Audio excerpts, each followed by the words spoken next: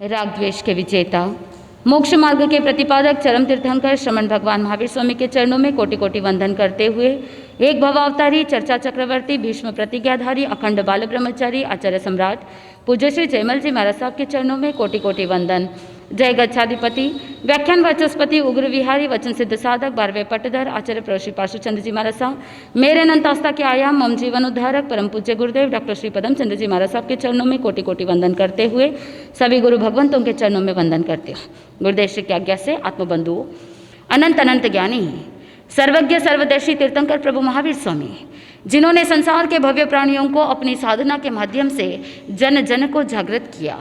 आत्मबंधुओं, प्रभु महावीर स्वामी अपनी साधना काल के अंदर निरंतर उत्कृष्टता के साथ आगे बढ़ रहे हैं। और आपने पूर्व के प्रवचनों के अंदर सुना कि किस तरह से प्रभु महावीर स्वामी तो ध्यानस्थ खड़े थे, लेकिन चमरेंद्र ने प्रभु की शरण को ग्रहण करके वहाँ पर पहले देवलोक में उत्पात मचाया था और प्रभु की शरण को ग्रहण करने के कारण से ही उसे जीवन दान मिला था। आत्मबंधुओं, ज्ञानी जन कहते हैं कि जब महापुरुषों की शरण ली जाती है, उत्तम पात्र की शरण ली जाती है, तो हमारी सुरक्षा सहज में हो जाती है। चाहे शरीर की सुरक्षा हो, चाहे आत्मा की सुरक्षा हो, केवल 4 ही ऐसे शरण हैं जो हमें शरण दे सकते हैं। आत्मबंधुओं, भगवान महावीर स्वामी उस सुमसुमारपुर नगर के अंदर जब रहे थे, उस समय चमरेंद्र अपने पूरे परिवार के साथ आया था, क्योंकि उसने साक्षात देख लिया कि प्रभु की शरण को ग्रहण करने के कारण से मुझे जीवन दान मिला है।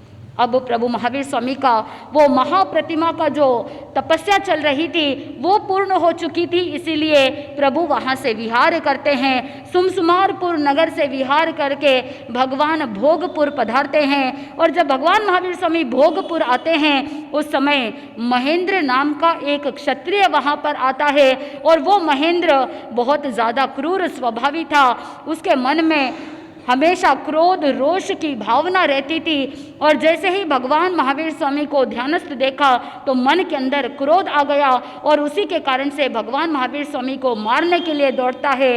इधर संयोग देखिए कि भगवान महावीर स्वामी के दर्शन करने के लिए सनत कुमारेंद्र भी आए हुए रहते हैं। और जैसे ही सनत कुमारेंद्र ने देखा कि वो क्षत्रिय महेंद्र भगवान को पीटने के लिए, भगवान को मारने के लिए आ रहा है, तो भगवान को उस पीड़ा से बचाने के लिए वो सनत कुमारेंद्र वहाँ पर उस महेंद्र को हटा देते हैं, उसे रोक देते हैं। प्रभु महावीर स्वामी को कोई भी पीड़ा नहीं हो, ऐसे उस सनत कुमारेंद्र ने योजना बनाई।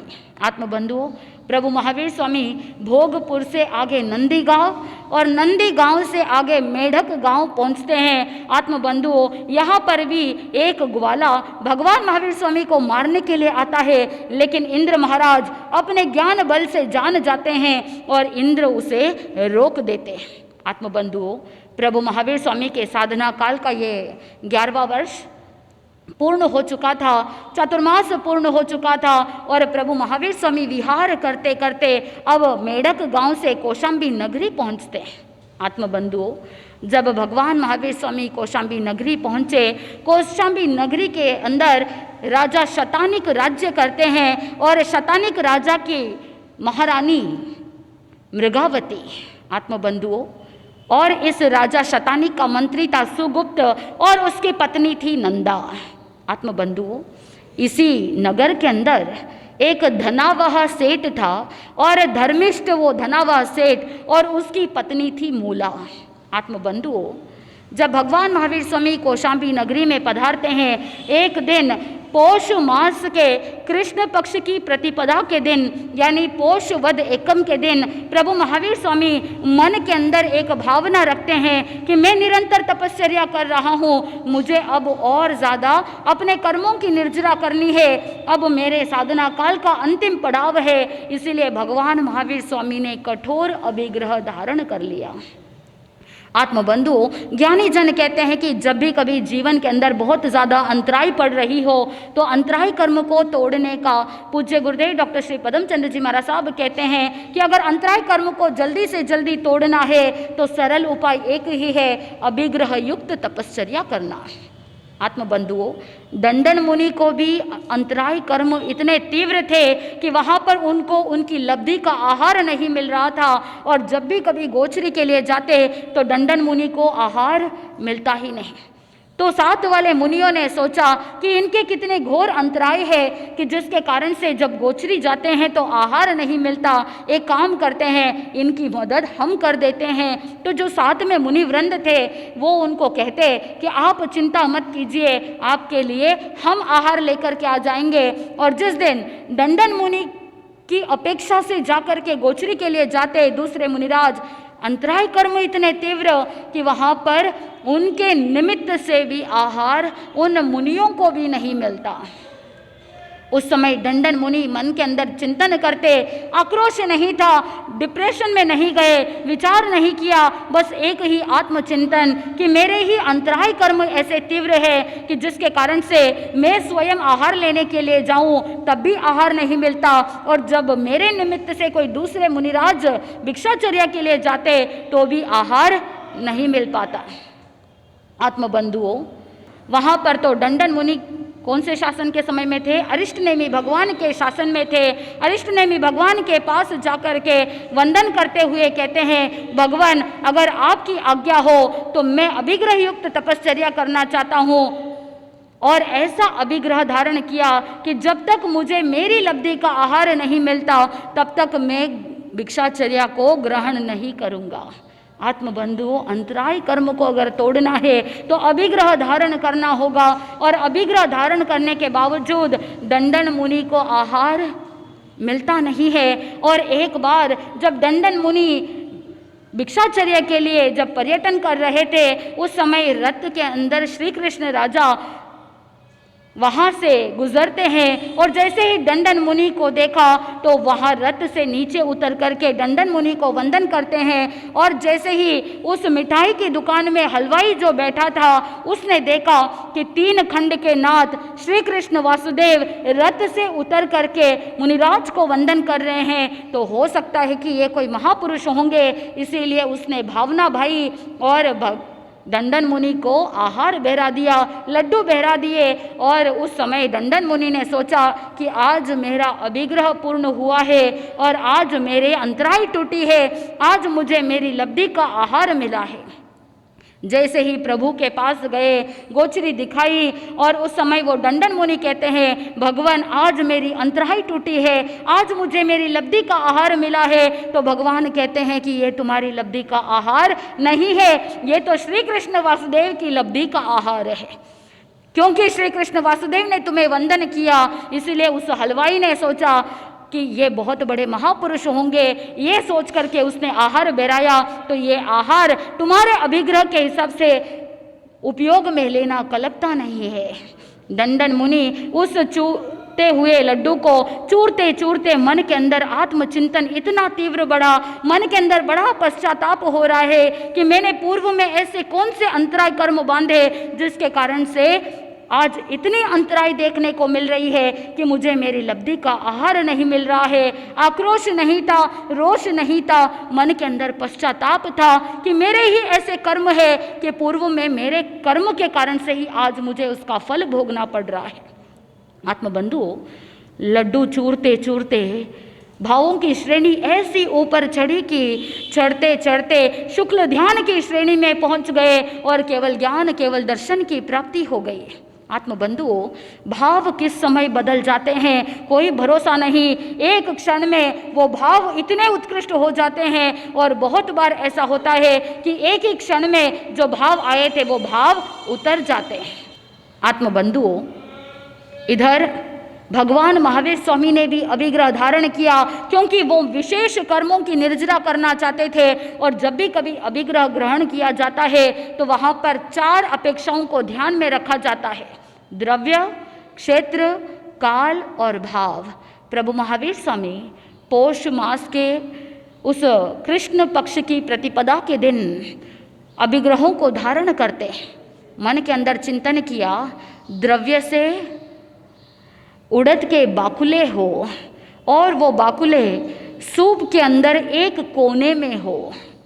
क्षेत्र से जो दान देने वाले दाता होंगे वो दाता के पैर, एक पैर दहलीज के अंदर और एक पैर दहलीज के बाहर हो, काल से भिक्षा का समय व्यतीत हो चुका हो और भाव से वहाँ पर उन्होंने मन के अंदर अभिग्रह को धारण किया कि ऐसी जो दान देने वाली दाता है, जो 3 दिन की उपवासी हो, जो राजकन्या हो लेकिन दासत्व को प्राप्त की हुई हो, वहाँ पर बाजार में बिकी हुई हो, दासी बनी हुई हो, सिर मुंडित हो और पैरों में बेड़िया, हाथों में हथकड़ियाँ हो और 3 दिन से भूखी प्यासी हो, आंखों से अश्रु की धारा बहती हो, ऐसे द्रव्य क्षेत्र काल भाव से जो भी कोई ऐसे रहेंगे उनके हाथों से ही मैं क्या लूँगा, भिक्षा लूँगा।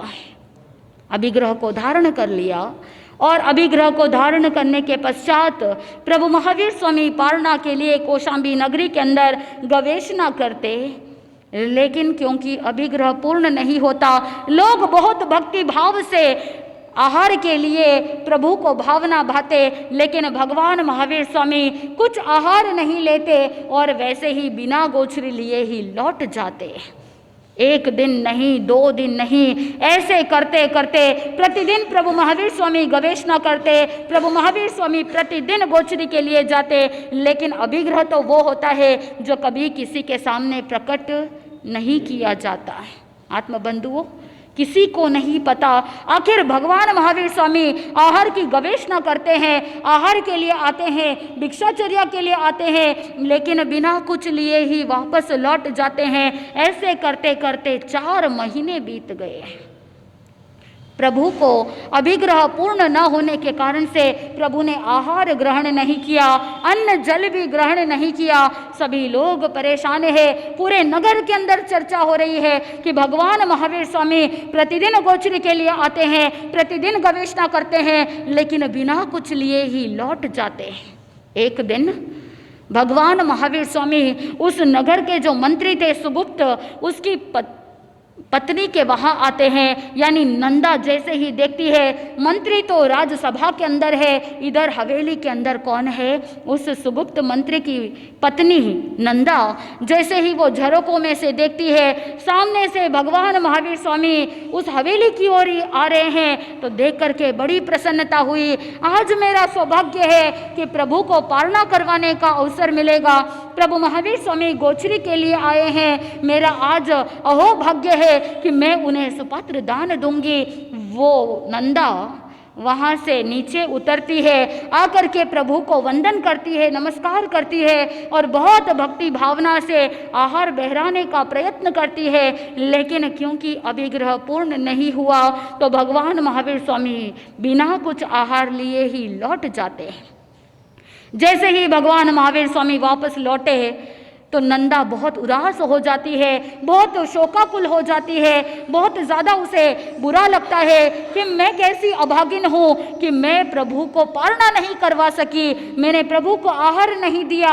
और वो मन के अंदर बहुत खिन्नता के साथ उदास बैठी है। और जब दरबार समाप्त हुआ तो सुगुप्त मंत्री जब हवेली में लौटता है, देखा अपनी पत्नी को उदास है। उस समय अपनी पत्नी नंदा को पूछ लिया कि क्या बात है, शरद पूर्णिमा के चंद्रमा के आगे आज ग्रहण क्यों लगा है? हमेशा मुस्कुराने वाली, हमेशा प्रसन्न चित्त रहने वाली, हमेशा मुझे पॉजिटिव एनर्जी देने वाली ऐसी मेरी पत्नी आज उदास क्यों है? वो सुगुप्त मंत्री बार बार पूछता है। उस समय वो नंदा कहती है कोई बात नहीं। वो सुगुप्त मंत्री कहता है बताओ, क्या किसी ने तुम्हारी बातों की अवहेलना की है? क्या किसी ने तुम्हारी आज्ञा का पालन नहीं किया है? क्या किसी ने तुम्हारा अपमान किया है? या मुझसे कोई भूल हो गई है जिसके कारण से तुम उदास हो, तुम इतनी दुखी हो? बताओ क्या कारण है? उस समय वो नंदा कहती है ऐसी कोई बात नहीं, बस खिन्नता एक बात की है, मैं आपकी पत्नी हूँ, आप इस राज्य के मंत्री हैं, इतने बड़े पद पर होने का क्या मतलब? आपका ये पद किस काम का? आप तो बुद्धि निदान है, आपके पास कितनी बुद्धि है। बड़े बड़े राजनेताओं को आप समझ जाते हो, और कोई ऐसे राजा उनकी राजनीति को जान करके, उनके मनोगत भावों को जान करके आप इस राज्य को बचाने के अंदर पूरा प्रयत्न कर लेते हो। सभी के मनोगत भावों को आप जान जाते हो, फिर आपको पता नहीं है क्या 4 महीने से प्रभु महावीर स्वामी इस कौशाम्बी नगरी के अंदर प्रतिदिन गोचरी के लिए आते हैं, प्रतिदिन भिक्षाचर्या के लिए आते हैं, लेकिन बिना आहार लिए ही वापस लौट जाते हैं। आपका ये मंत्री पद प्राप्त करना क्या फायदेमंद है? किस काम का? आपकी बुद्धि किस काम की है? उस नंदा को भी पता नहीं था कि भगवान महावीर स्वामी 4 महीने से प्रतिदिन भिक्षाचर्या के लिए आते हैं। जब वो उदास थी उस समय उसके घर में जब दासी आती है, दासी ने देखा कि मालकिन बहुत उदास है, तो पूछा कि सेठानी जी आप क्यों उदास है, आपको क्या हो गया है? उस समय वो जब सारी बात बताती है कि आज मेरे द्वार से भगवान खाली लौट गए। आत्मबंधुओं, जब दासी को ये बात पता चली तो दासी कहती है कि आप इतने उदास मत हो, भगवान महावीर स्वामी आज पहली बार खाली नहीं लौटे हैं। निरंतर 4 महीने से प्रभु महावीर स्वामी प्रतिदिन कौशाम्बी नगरी के अंदर आते हैं, उच्च अट्टालिकाओं में भी जाते हैं और मध्यम कुलों में भी जाते हैं, और नीच कुल में झोपड़ियों के अंदर भी जाकर के आहार की गवेषणा करते हैं। चाहे वो महल हो या चाहे झोपड़ी हो, हर जगह पर गवेषणा करते हैं, हर जगह पर आहार के लिए जाते हैं। लेकिन 4 महीने हो गए, अभी तक प्रभु को आहार मिला नहीं। उस समय नंदा समझ जाती है ये कोई साधारण श्रमण नहीं है, प्रभु शायद कोई ऐसा गूढ़ अभिग्रह धारण किए हुए हैं, ऐसी कोई कठोर तपश्चर्या कर रहे हैं, इसीलिए अभी तक आहार उन्होंने ग्रहण नहीं किया। ऐसा कौन सा अभिग्रह है जो पूर्ण न हो सके? उस समय जब पति आते हैं तो वहाँ पर वो नंदा कहती है आपकी बुद्धि किस काम की, आपका मंत्री पद किस काम का, आप हर एक का मनोगत भाव जान जाते हैं। तो फिर भगवान महावीर स्वामी ने किस प्रकार के अभिग्रह धारण किए हैं, उनके मन में क्या चल रहा है, क्या आप नहीं पता लगा सकते हैं? उस समय वो मंत्री आश्वासन देता है और समाधान करने की कोशिश करता है। मंत्री कहता है कि बड़े बड़े नेता, बड़े बड़े राजा और जितने भी सैनिक दल होते हैं, जो भी आम जनता होती है, उनके मनोगत भाव इसलिए जान पाते हैं क्योंकि उनके भावों के पीछे कभी इच्छाएं होती है, आकांक्षाएं होती है, और वहाँ पर बताया जाता है कि कोई स्वार्थ होता है, महत्वाकांक्षाएं होती है, और पूर्व के संबंधों के कारण से ही हम पता लगा सकते हैं, पूर्व की स्मृतियों के माध्यम से पता लग सकता है कि सामने वाले के मनोगत भाव कौन से हैं। किसी के अंदर कोई इच्छा हो, आकांक्षा हो, आकुलता हो, स्वार्थ हो तो पता चले। लेकिन ऐसे भगवान महावीर स्वामी जिनके मन के अंदर कोई इच्छाएं नहीं है, जिनके हृदय के अंदर कोई आकांक्षाएं नहीं, कोई आकुलता व्याकुलता नहीं, 4 महीने हो गए हैं, तुम बता रही हो कि 4 महीने से भगवान ने आहार नहीं लिया, क्या उनके चेहरे पर कोई खिन्नता दिखी? नहीं दिखी। इसीलिए जिनका हृदय इतना निर्मल है, जिनके विचारों में कोई द्वंद्व नहीं, जिनके पूर्व या पश्चात का कोई संबंध नहीं है, ऐसे प्रभु के मनोगत भावों को मैं कैसे जान पाऊंगा? लेकिन फिर भी तुम चिंता मत करो, कोई ना कोई व्यवस्था जरूर करेंगे। जिस समय सुगुप्त मंत्री और नंदा पत्नी के बीच में वार्तालाप चल रहा था, वहाँ पर एक विजया नाम की प्रतिहारी थी। वो खड़ी खड़ी सारी बातें सुन रही थी और वहाँ से वह सीधा महल की ओर जाती है और महारानी मृगावती को जाकर के भगवान महावीर स्वामी के गोचरी के संबंधित सारी बातें बता देती है। महारानी मृगावती भी श्रमणोपासिका थी, धर्म के प्रति अटूट श्रद्धा रखने वाली ऐसी धर्मिष्ठ थी, सदाचारी और धर्म के मार्ग पर चलने वाली वो महारानी मृगावती। जैसे ही ये बात सुनी तो उसे भी दुख हुआ कि प्रभु का पारना नहीं हुआ, और इसीलिए वो सीधा जाकर के अपने पति राजा शतानिक के पास जाती है और राजा को कहने लगती है, राजन, आपका कर्तव्य है कि प्रजा का पालन करना।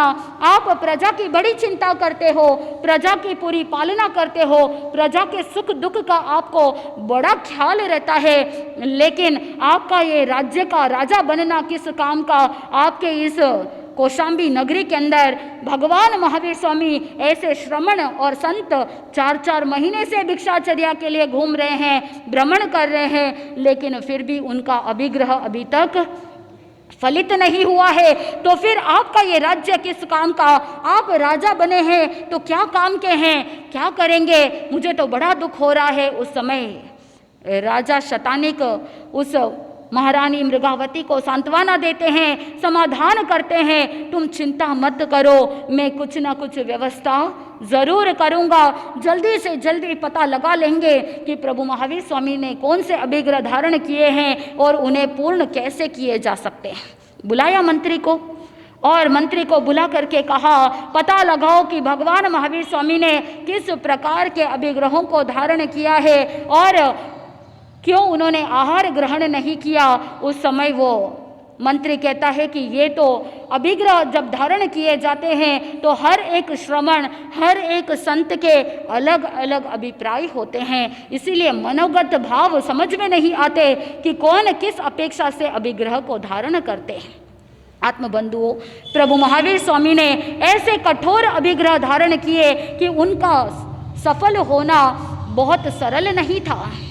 आत्मबंधुओं, जैसे ही मंत्री को पूछा तो मंत्री ने कहा कि मैं तो असमर्थ हूँ।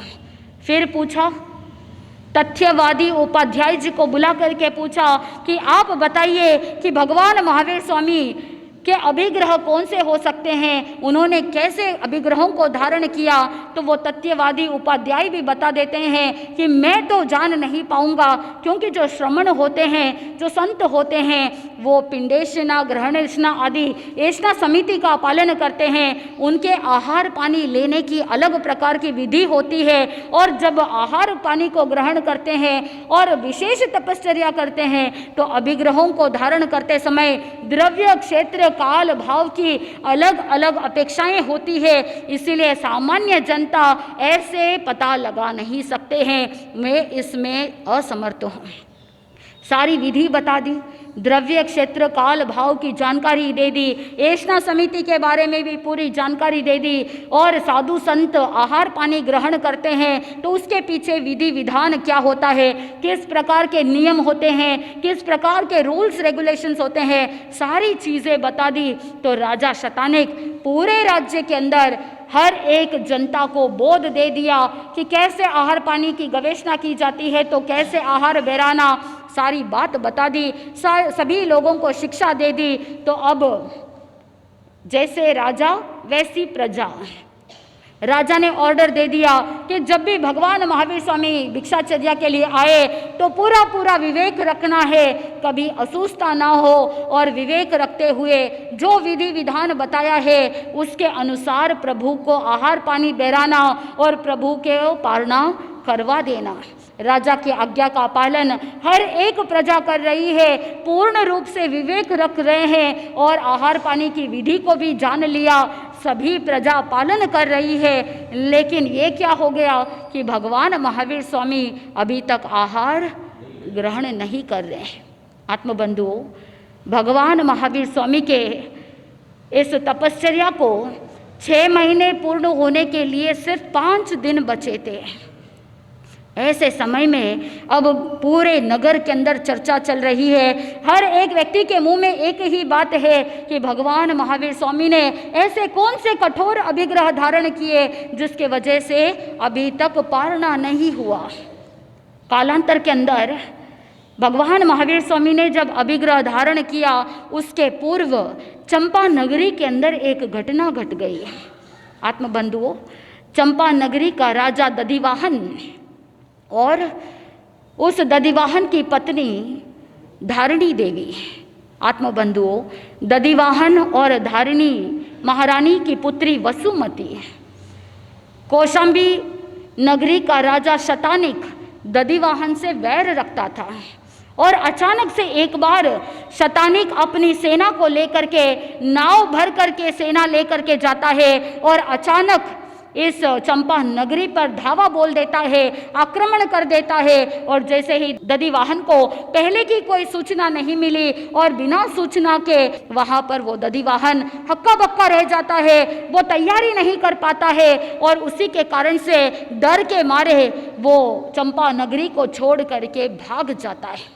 इधर राजा ही नहीं है तो प्रजा की सुरक्षा कौन करे, इसीलिए सुरक्षा का कोई भी व्यवस्था नहीं थी। और राजा शतानिक ने सभी सैनिकों को आज्ञा दे दी, जाओ इस चंपा नगरी को लूट लो।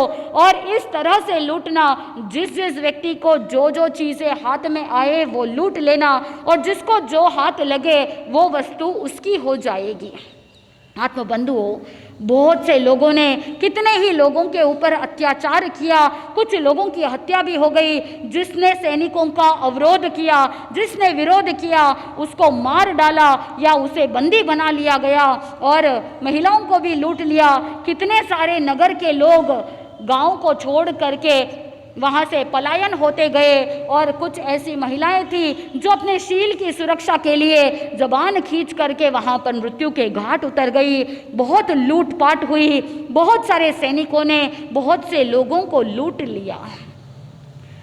गाजर मूली के जैसे लोग कटते चले गए। राजमहल के अंतपुर के अंदर धारिणी देवी और पुत्री वसुमती दोनों भय के कारण से अंदर डर करके बैठी है, कौन सुरक्षा करे, कैसे करे। और एक सैनिक सीधा अंतपुर के अंदर चला गया और वसुमती और चंदनबाला को पकड़ करके ले गया। आत्मबंधुओं, जैसे ही वो सैनिक वसुमती और धारिणी माता को दोनों को लेकर के जाता है और रास्ते के अंदर कहा जाता है कि वो सैनिक उस वसुमती को कहता है कि मैं तुम्हारे साथ भोग भोगूंगा और तुम्हारी बेटी को मैं कौशाम्बी नगरी के अंदर बेच दूंगा।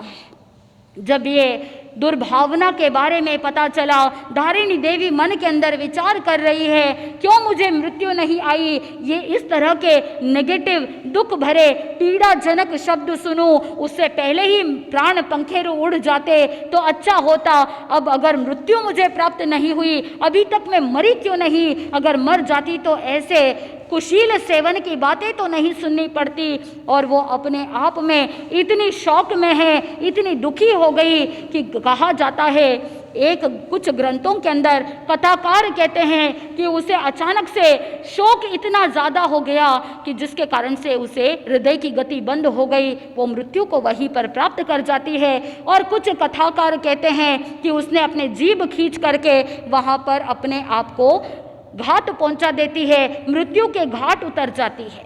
तथ्य तो केवली गम्य है, लेकिन ये तो निर्णय है। मृगावती की ही वो बहन थी धारिणी देवी, और वो धारिणी देवी वहाँ पर मृत्यु को प्राप्त कर जाती है। अब वो छोटी सी बालिका, वो वसुमती देख रही है कि इस बुरे दुखद वातावरण में मात्र एक माता का सहारा था, लेकिन वो माता भी अब नहीं रही, वो माता निर्जीव पड़ी है। अब मेरा कौन ध्यान रखेगा और अब मुझे आधार कौन बनेगा। वो इतने भयंकर पीड़ा में है, दुख में है, मानो कि वो वसुमती शौक के अंदर चली गई, उसके सदमा लग गया, विचार करने लगी अब क्या होगा, कौन मुझे संभालेगा, कौन मेरी रक्षा करेगा। एक मेरी माँ ही तो थी जो मेरी रक्षा कर सकती थी, लेकिन अब माँ भी नहीं रही, पिताजी तो कभी का पलायन कर गए, कहीं भाग गए, और अब मैं क्या करूँगी। उस समय रक्षा के लिए न किसी को आवाज दे पाई और ना ही कुछ बोल पाई, मानो कि मुंह में कोई गोली पड़ गई हो। ऐसे में वो सैनिक विचार कर रहा है, मैंने इस तरह से बातें कही, इसीलिए वो धारिणी रानी जीभ खींच करके मर गई और ऐसी अनहोनी घट गई, ऐसा कष्ट हो गया और मेरे हाथ कुछ नहीं लगा। मुझे ये गलत कार्य नहीं करना चाहिए था, कहीं पर अगर ये छोटी सी बालिका ऐसा ही कर लेगी तो मेरे हाथ तो कुछ नहीं लगेगा, मैं तो दरिद्र का दरिद्र ही रह जाऊंगा। इसीलिए अब मुझे अपने आप को संभालना होगा। और वो सैनिक उस वसुमती से कहता है, तुम घबराओ मत, मैं तुम्हें मारूंगा नहीं, मैं तुम्हारे साथ कुछ भी गलत नहीं करूंगा। सांत्वना दे करके उस वसुमती को लेकर के जाता है। कथाकार अलग अलग प्रकार से अलग अलग जगहों पर अलग अलग तरीके से कथा आती है कि वहाँ जब बाजार के अंदर जहाँ सब्जियाँ बिकती है उस ज़माने के अंदर राजकन्याएं बिक जाती थी। चौराहे के ऊपर महिलाओं को खड़ा कर दिया जाता, दास दासी के रूप में बेच दिए जाते थे, चाहे वो पुरुष हो या चाहे महिला हो, इंसान बिक जाता था। आत्मबंधुओं, आज के ज़माने में भी बिक जाते लोग। उस ज़माने के अंदर अन्याय अत्याचार चरम सीमा पर था और उस समय बाजार के अंदर वो बेचने के लिए उस वसुमती को खड़ा कर दिया। वो छोटी सी बालिका, उसे कुछ समझ में नहीं आ रहा था, वो कुछ बोल नहीं पा रही थी, अभी तक सदमे में है। और इस सैनिक ने वहाँ पर उचित कस्टमर को देखने की कोशिश की जो उसे उचित दाम दे सके। कुछ कथाकार कहते हैं कि वहाँ पर वो वेश्या के हाथ में जाने वाली थी, लेकिन क्योंकि उसका पुण्य उदय में अभी भी थोड़ा शेष था तो वेश्या के हाथ में जाने से बच जाती है। और कुछ कथाकार वेश्या के बारे में कुछ भी नहीं कहते। और वहाँ पर बताया जाता है कि उस कौशाम्बी नगरी के अंदर धनावह नाम का जो सेठ था, संयोग देखिए, जब व्यक्ति की पुण्यवानी प्रबल होती है तो गलत हाथों में कभी भी जाएगी नहीं। आत्मबंधुओं, जब धनावह सेठ वहाँ पर आते हैं, बाजार के अंदर खड़ी वहाँ बालिका को देखा तो पता चल गया, उसके रूप लक्षण को देख करके पता लग गया कि ये कोई उच्च कुल की कोई पुत्री है, हो सकता है माता पिता से बिछड़ गई है। इसीलिए अगर यहाँ पर मैंने कुछ नहीं किया तो किसी गलत व्यक्ति के हाथ में अगर चली गई तो इसकी ज़िंदगी बर्बाद हो जाएगी। इसीलिए उस धनावह सेठ ने उस सैनिक को, उस व्यक्ति को मुंह मांगा दाम दिया और वसुमती को अपने साथ ले लिया। मन के अंदर उस धनावह सेठ के अंदर एक ही भाव थे, मैं इसे अपनी पुत्री के जैसे रखूंगा और ये मेरे घर में रहेगी तो पुत्री के समान सम्मान पाएगी, पुत्री के समान पालन पोषण होगा और इसे बड़े लाड़ प्यार के साथ इसका पालन पोषण होगा। नहीं तो इसका जीवन कितना कष्टमय होगा, कितना पीड़ाकारी होगा, ये सोच करके धनावह सेठ अपने घर ले आते। धनावह सेठ की पत्नी मूला, और उस मूला को सेठ जी ने भलावन दे दी कि ये कन्या है, छोटी सी बालिका है, इसे पुत्री के समान लाड़ प्यार देना, इसे पुत्री के समान पालन पोषण करना और इसका सम्मान करना। ये हो सकता है कि किसी राजा या किसी बड़े उच्च कुल की कोई पुत्री होगी, माता पिता कहाँ है पता नहीं है, इसीलिए इसका सार संभाल करना। वसुमती को पूछा कि बताओ तुम कहाँ की रहने वाली हो, तुम्हारे माता पिता कौन है, तुम्हारा नाम क्या है। उस समय वसुमती विचार कर रही है, इस समय में जब मेरे दर दर की ठोकरें खाने का समय है, ऐसे में जब सेठ जी मुझे लेकर के आए, अगर मैं उन्हें कह दूं कि मैं चंपा नगरी के राजा दधिवाहन की पुत्री हूँ जो आक्रमण होने के कारण से राजा भाग गए और मेरी माँ अब दुनिया में रही नहीं, ये सारी बात बताऊंगी तो उचित नहीं रहेगा। और उसने अपना नाम भी नहीं बताया, मुंह नीचे करते हुए चुपचाप मौन खड़ी रही। आत्मबंधुओं, वो धनावह सेठ मूला पत्नी को कह देता है कि तुम ध्यान रखना, लेकिन मूला सेठानी को बात जमी नहीं। छोटी सी बालिका, और वो बालिका हर एक घर के अंदर जितने भी सदस्य थे सबकी प्रिय बन गई, क्योंकि बहुत ज़्यादा विनयवान थी, उसका व्यवहार बहुत अच्छा था, मीठे वचन थे, मधुर वचन के कारण से, अच्छा व्यवहार होने के कारण से, चंदन के समान शीतल और शांत होने के कारण से वो धनावह सेठ उस बालिका को, वसुमती को चंदना के नाम से पुकारने लगे। और उस समय से घर के जितने भी सदस्य थे वो सभी उसे क्या कहने लगे, चंदना बोल करके पुकारने लगे, और उसका नाम पड़ गया चंदना। आत्मबंधुओं, ज्ञानी जन कहते हैं कि जो व्यक्ति जिस प्रकार से व्यवहार रखता है उसी तरह से वो प्रसिद्धि को भी प्राप्त कर लेता है, और हर एक व्यक्ति का प्रेम भी, स्नेह भी प्राप्त कर लेता है। आत्मबंधुओं, घर के अंदर जितने भी सदस्य थे सभी की वो प्रिय होती गई, और मूला सेठानी को ये बात अच्छी नहीं लगी। जैसे जैसे चंदना बड़ी होती गई, यौवन अवस्था को प्राप्त किया, यौवन अवस्था को प्राप्त करने पर उसका अंग भी विकसित हुआ, शरीर भी बढ़ता गया, और बाल सघन केश राशि, इतने रेशम के जैसे मुलायम बाल। एक बार हुआ ऐसा कि धनावह सेठ जब व्यापार करने के बाद हवेली में लौटते हैं तो कोई नौकर चाकर नहीं थे पैर धुलाने के लिए। उस दिन चंदना स्वयं पानी लेकर के आती है और सेठ जी के पिता तुल्य सेठ जी के पैर धुलाने लगती है, और क्योंकि शरीर शिथिल था इसीलिए सघन केश राशि खुल जाते हैं, बाल जमीन को टच करते हैं। तो सेठ जी ने सोचा कि बाल धूल और पानी के कारण से खराब हो जाएंगे, इसीलिए लकड़ी से बालों को उठाया और ऊपर बांध दिया। ऊपर अट्टालिका पे खड़ी खड़ी झरोकों में से मूला सेठानी देख रही थी। पहले तो मन के अंदर थोड़ा सा खिन्न भाव था, लेकिन मन में वहम भी आ गया था, कहीं ये मेरी जगह तो नहीं ले लेगी और कहीं मुझे हवेली से बाहर नहीं निकाल देवे सेठ जी। तो गलत भावनाएं आने लग गई, उसकी दुर्भावना जहर के समान विषाक्त हो गए। आत्मबंधुओं, अब वो मन ही मन जलने लगी, ईर्ष्या करने लगी, और मन में ऐसे ऐसे विचार करने लगी कि पूरी दुनिया को तो ये दोनों माँ बेटी बताते हैं, लेकिन मन ही मन न जाने क्या क्या करने लग गए हैं। यहाँ तो अब साफ साफ मुझे नजर आ रहा है ये तो सिर्फ ढोंग है, पिता और पुत्री के रूप में ये जो बाहर बताते हैं ऐसा कुछ भी नहीं है। ज्ञानी जन कहते हैं कि वहम की दवा हकीम के पास भी नहीं है। वो मूला सेठानी योजना बनाने लगी, मन ही मन प्लानिंग करने लगी, और एक बार सेठ जी किसी काम से नगर से बाहर गए हुए थे। मूला सेठानी ने मौका देखा और मौका देखते ही उस चंदना को घसीट करके ले जाते हैं, नाई को बुला करके सारे बाल कटवा देते हैं, क्योंकि उन बालों के कारण से ही तो उसने देखा था कि कैसे धनागाह सेठ ने उसके बाल बांधे थे। उस ईर्ष्या के कारण से नाई को बुला करके सिर मुंडवा दिया, और सिर मुंडवाने के बाद खूब मारा, खूब पीटा, इतनी कुटाई की कि उसके कपड़े फाड़ दिए और घसीट करके एक अंधेरी कोठड़ी के अंदर ले जा करके उसे बांध दिया। पैरों में बेड़ियां बांध दी, हाथों में हथकड़ियां बांध करके उस कमरे में रख दिया। और मूला सेठानी का क्रोध तो इतना अधिक, उसके रोष से नौकर चाकर भी डरते थे।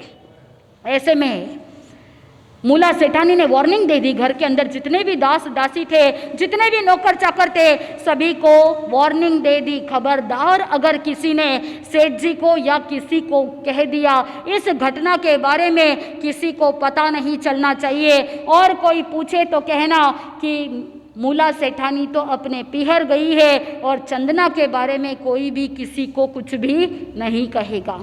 दास दासी भी मूला सेठानी के डर से डरे हुए थे, उसका रोष, उसका पात्र कोई नहीं बनना चाहता था। इधर पहले दिन जब सेठ जी अपना कार्य पूर्ण करने के बाद घर आए, देखा घर के अंदर ना मूला सेठानी दिख रही है ना चंदना दिखाई दे रही है। पूछा मूला सेठानी जी कहाँ है? किसी ने कुछ जवाब नहीं दिया। तो सेठ जी ने सोचा हो सकता है कहीं गई होगी, आ जाएगी। दूसरे दिन सुबह प्रातःकाल जब व्यापार के लिए जाना था तो सेठ जी चले गए। शाम को वापस लौटे तो देखा मूला सेठानी भी नहीं है, चंदना भी नहीं है। दासी को पूछा कहाँ है मूला सेठानी, तो उस समय बहुत बार आग्रह करने पर वो दासी कहती है कि सेठानी जी तो पीहर गई हुई है और चंदना के बारे में हमको कुछ भी पता नहीं। 2 दिन हो गए। तीसरे दिन जब सेठ जी वापस व्यापार के लिए गए, शाम को लौटे तो अब 3 दिन हो गए। मूला सेठानी पीहर गई है समझ में आता है, लेकिन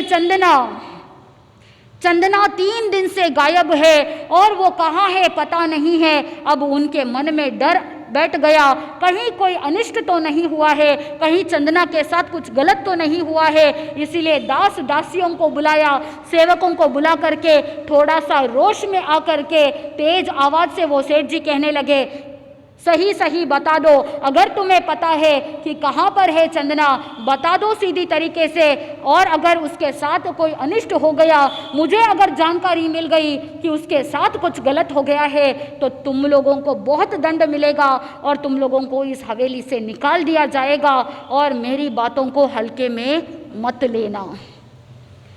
सभी दास दासियों को पता था सेठ जी बड़े दयालु है, उनका मन जल्दी पिघल जाता है, इसीलिए सेठ जी से कोई भय नहीं था, सेठ जी से कोई डर नहीं था। लेकिन कोई भी मूला सेठानी के क्रोध का पात्र बनना नहीं चाहता था, इसीलिए मन के अंदर सोचा कि चाहे कुछ भी हो जाए, सेठ जी कितना भी बोल दे, लेकिन फिर भी हम कुछ भी नहीं बताएंगे। लेकिन वहाँ पर एक वृद्ध महिला थी, वो वृद्ध दासी विचार करने लगी, अब मेरा जीना कितना तो है और ज़्यादा से ज़्यादा मूला सेठानी मेरा क्या बिगाड़ लेगी और वो मेरे साथ क्या ही कर लेगी, अब मुझे जीना कितना ही है। लेकिन अगर मेरे कहने से किसी एक बालिका का जीवन सुधर जाएगा और वो अगर बच जाएगी तो हो सकता है जीते जी मैं एक अच्छा कार्य कर लेती हूँ, उस बालिका को बचा लेते हैं।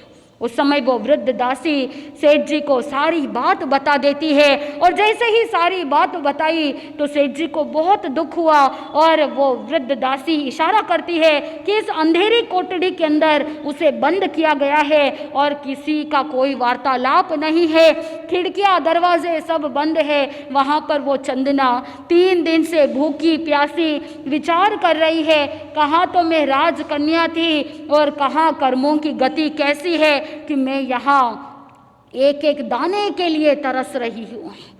3 दिन से भूखी प्यासी रोती हुई, उदास बिलखती हुई, अपने कर्मों को रोती हुई उस अंधेरी कोठरी के अंदर ऐसे निर्जीव के जैसे टूटी हुई लता पड़ी रहती है, वैसे वो टूटी हुई शाखा के जैसे वहाँ जमीन के ऊपर पड़ी है। जैसे ही धनावह सेठ को सारी बात पता चली तो वो दरवाज़ा खोलने के लिए आते हैं। जैसे ही कोठरी खोली तो देखा कि वहाँ पर ज़मीन पर वो चंदना पड़ी है। उसकी दयनीय स्थिति को देख करके सेठ जी से रहा नहीं गया, सेठ जी बहुत दुखी हो गए। चंदना सेठ जी को देख करके बहुत रो रही है, और उसे देख करके उसके शरीर के इस अवस्था को देख करके कपड़े फटे हुए हैं, आंखों से अश्रु की धारा बह रही है। 3 दिन से कुछ खाया नहीं पिया नहीं, 3 दिन का अठम तप हो गया।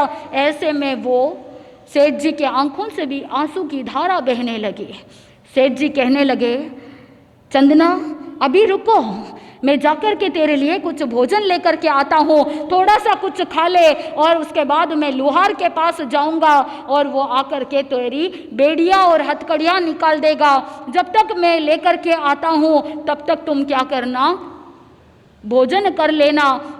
सेठ जी अंदर जाते हैं। रसोई घर में जैसे ही गए, भोजनशाला में गए तो खाने की कोई सामग्री थी ही नहीं। इतना ढूंढने के बावजूद कुछ भी नहीं था। आत्मबंधुओं, मूला सेठानी ने पहले से ही सारी व्यवस्था ऐसी योजना बना ली थी कि सेठ जी को कुछ भी मिले ही नहीं। आत्मबंधुओं, सेठ जी की नज़र पड़ी, पशु के लिए कुछ उड़द के बाकुले उबाले हुए पड़े थे। सेठ जी ने देखा खाने के लिए अभी तो कुछ नहीं, इस बाकुले से एटलीस्ट थोड़ा तो उसका पेट में आधार रहेगा, ये भोजन से उसकी क्षुधा तो शांत होगी। इसीलिए वहाँ पर एक सूप पड़ा था, उस सूपड़े में एक कोने में उड़द के बाकुलों को रखा और वहाँ वो चले गए चंदना के पास। चंदना को कहने लगे, अभी तो खाने के लिए सिर्फ ये उड़द के बाकुले हैं, इससे थोड़ा सा तुझे शांति मिलेगी, तुम इसका उपयोग करना, तुम इसका आहार कर लेना, तब तक मैं जाकर के लुहार को लेकर के आता है।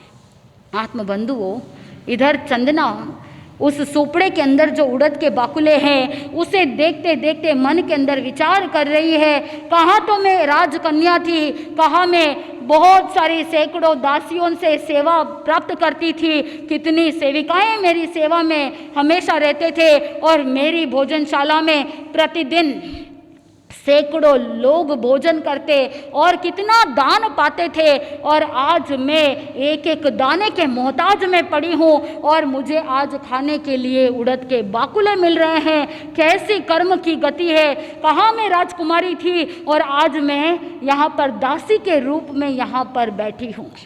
आत्मबंधुओं, कितना समय लगा कि जहाँ पर वो वैभव के शिखर पर चढ़ने वाली और वहाँ से दासत्व और दरिद्रता के ज़मीन पर गिरने में कितना समय लगा, ज़्यादा समय लगा ही नहीं। कर्म जब उदय के अंदर आते हैं तो किस तीव्र गति से आते हैं। वो सूपड़े के अंदर वो उड़द के बाकुले हैं, लेकिन उस समय मन के अंदर विचार आता है कि मैंने कभी भी किसी को दान दिए बिना भोजन नहीं किया, अभी मेरे पास ये तुच्छ आहार है, उड़द के बाकुले हैं, और अगर इस समय कोई अतिथि आ जाए तो उनको थोड़ा सा खिला करके फिर मैं इसका भोजन करूं, इस भाव के साथ वो वहाँ पर बैठी है, द्वार के बाहर दृष्टि को दौड़ा रही है।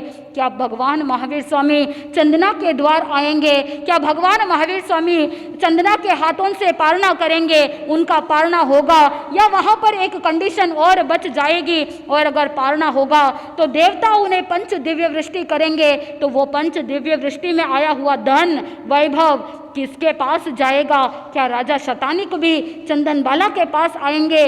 क्या होगा वो प्रसंग? और 12वां चातुर्मास प्रभु महावीर स्वामी चंपा नगरी में कैसे करते हैं? वहाँ चंपा नगरी में चातुर्मास के दौरान बहुत सारे प्रश्न उत्तर होने वाले हैं, और इस 12वें चातुर्मास के बाद प्रभु महावीर स्वामी छम्मानी गांव जाते हैं और वहाँ मध्य पावा में कैसे प्रभु महावीर स्वामी को 12.5 वर्ष की साधना पूर्ण होने पर केवल ज्ञान केवल दर्शन की प्राप्ति होगी। आपको ये देखना होगा, बड़ा रोचक होगा यह प्रसंग कि कैसे चंदना प्रभु महावीर स्वामी को विनंती करती है, कैसे प्रभु से प्रार्थना करती है कि भगवान मेरे पास आहार के लिए और कुछ नहीं, बस ये तुच्छ उड़द के बाकुले है, प्रभु मुझे कृपा कीजिए, ये आहार ग्रहण कीजिए। कैसे तो विनंती करेगी, कैसे अनुनय विनय के माध्यम से प्रभु का अभिग्रह पूर्ण होगा और सभी का ध्यान चंदनबाला पर कैसे केंद्रित होगा, सारे राजा रानी सभी लोग कैसे आएंगे, कैसे प्रशंसा करेंगे, वो सारा का सारा प्रसंग जैसे जैसे आप सुनेंगे आपके भीतर भी ज्ञान जागृत हो जाएगा कि निश्चित रूप से अगर कर्म आए हैं, दुख की घड़ियाँ आई है, तो वो भी एक दिन दुख की घड़ियाँ छट जाएगी। और अगर रात के ऊपर कभी भी रात नहीं आती, रात के बाद दिन आना होता है, और अगर दिन आएगा तो वो चंदनबाला को कितना इंतज़ार करना पड़ेगा। चंदनबाला को प्रभु महावीर स्वामी की प्रथम शिष्या बनना है तो वो कैसे बनेगी? क्या उसी समय बन जाएगी या उसे इंतज़ार करना पड़ेगा? ये सारा का सारा प्रसंग जैसे जैसे आप सुनेंगे आपके भीतर भी आनंद की प्राप्ति होगी। आनंद ही आनंद। बोले श्री जैन धर्म की जय।